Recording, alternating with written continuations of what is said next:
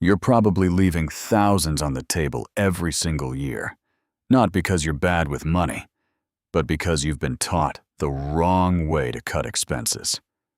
Most people think saving money means suffering, skipping lattes, eating ramen, saying no to friends. That's why their budgets fail. But here's the truth. You don't need to sacrifice your lifestyle. You need to be smarter about where your money actually goes. In the next few minutes, I'm showing you 5 specific expense categories where you're almost definitely overpaying, and exactly how to fix each one without feeling broke.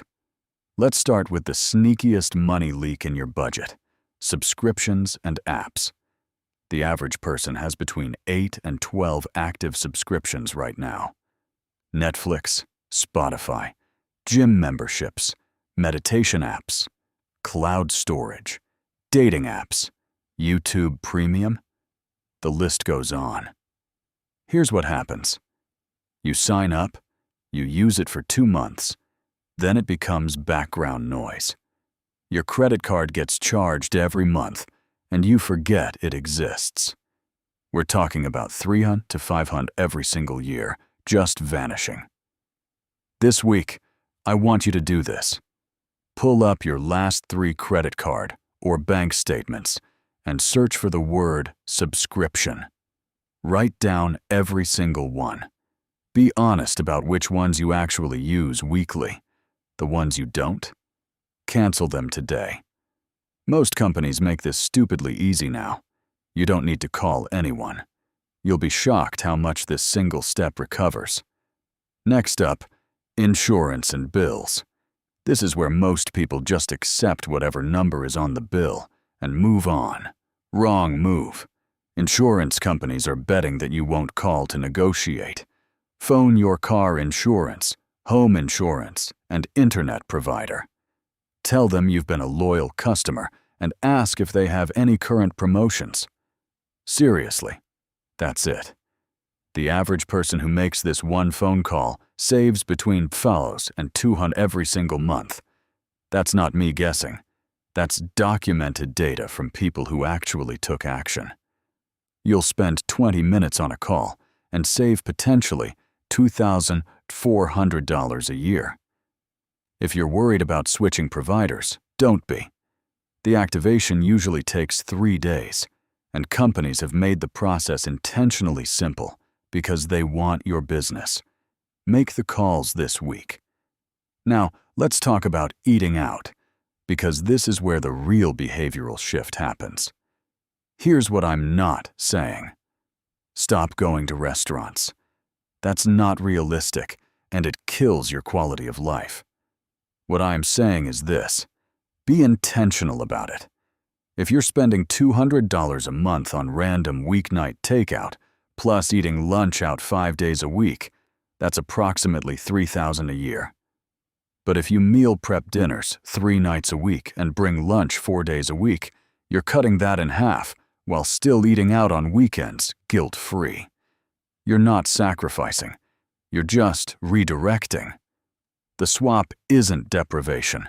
It's spending $600 on groceries that actually fills your fridge instead of $600 on delivery apps that you forget you ordered.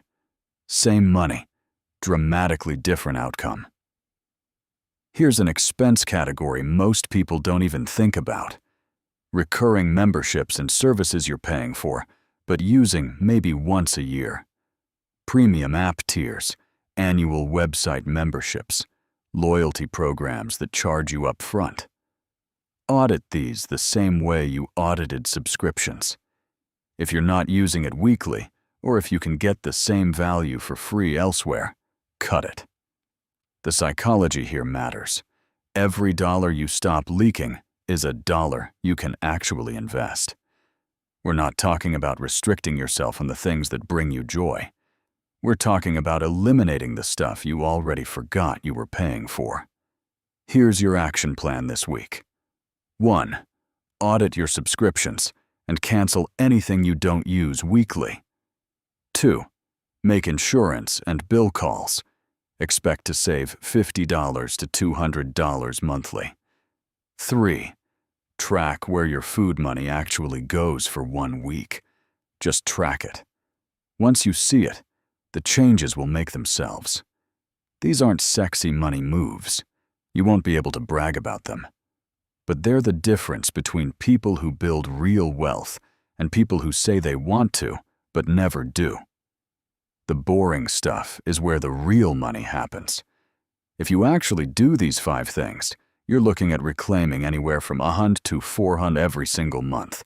That's between $1,200 and $4,200 a year. Imagine what that money could do for you. Invested in an index fund, that's generational wealth building. Used for a holiday, that's life enjoyment. Used to pay off debt, that's freedom. The point is, you get to decide.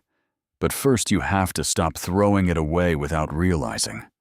Remember, this is educational content and not financial advice. Always make decisions that align with your personal situation.